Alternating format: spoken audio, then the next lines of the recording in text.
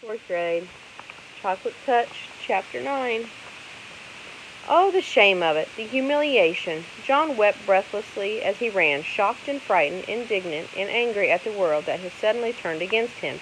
Neat old things, John thought, blaming Miss Plimsoll and Mrs. Quaver for his failures, even though nothing had happened to him, had been their fault in any way. Horrible old school, he thought, even though he had liked school until that morning. Hateful Susan, he thought, even though he knew at the same time that he was really longing for her to be friendly with him again. Through the window, Mrs. Midas saw John coming up the pathway. "Hello, John, dear," she called from the living room. "You're home early today. How nice. As a reward, there'll be a piece of chocolate after supper." "I hate it," John shouted. He was crying too hard to say anything else for a moment. When she heard the sound of his voice, Mrs. Midas rushed into the hall. "Why, what's the matter, dear?" she asked, putting her arm around him. John twisted away from her grasp, ran past her, and started up the stairs toward his bedroom. "Susan doesn't want me at her birthday party," he said as he went. "I know she doesn't." "Well, I don't want to go to her rotten old party anyway."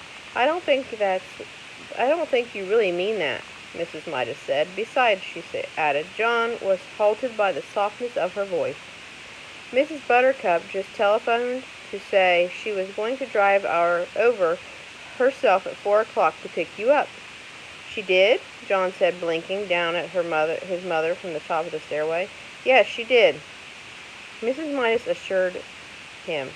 "So you'd better hurry and get yourself washed and brushed. Your party clothes are laid out on your bed." There were games on the Buttercup's lawn, while it was still warm enough outside.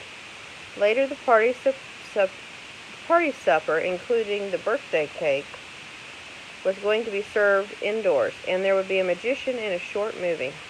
John joined in the blind man's buff, grandmother's footstep, and fox and geese. As soon as he became more cheerful, he even temporarily forgot about chocolate.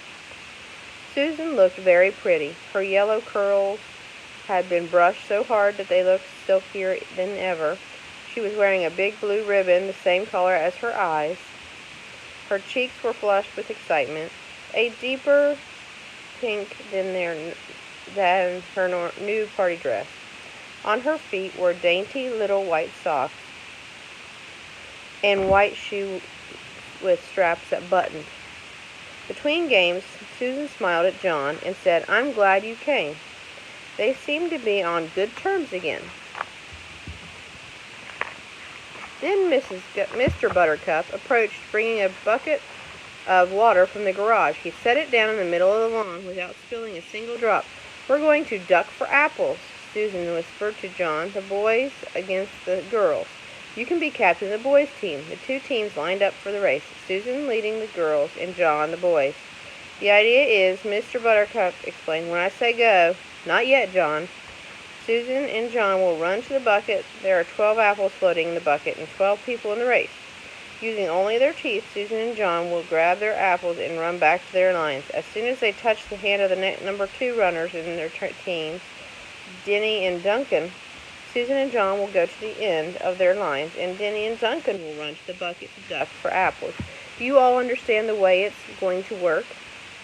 "All right. 1 to get ready, 2 to get steady, and 3 to go." Susan bounded ahead like a jackrabbit, and had her face deep in the bucket by the time John reached her side and crouched down for his apple. He got his eye on a big red one, with its stalk jutting up conveniently for him to grab. He lowered his face, opened his mouth, and lunged. Somehow his nose reached the apple before his teeth did, and pushed it below the surface of the water. John's mouth followed the apple down. Then a terrible thing happened.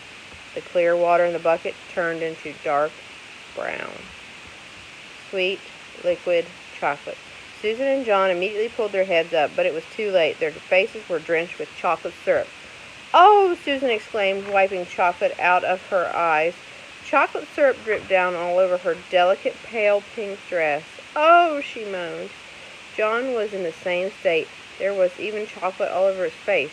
There was chocolate on his white shirt front and on his gray flannel shorts, and there was chocolate in his mouth. "Glug," John said. "Glug." Susan was too surprised and angry to speak. For the second time that day, she turned her back on John and ran away from him. Mrs. Buttercup offered to clean John up, but he couldn't bear to stay at the party another minute. He started off at once for home. Here's a picture.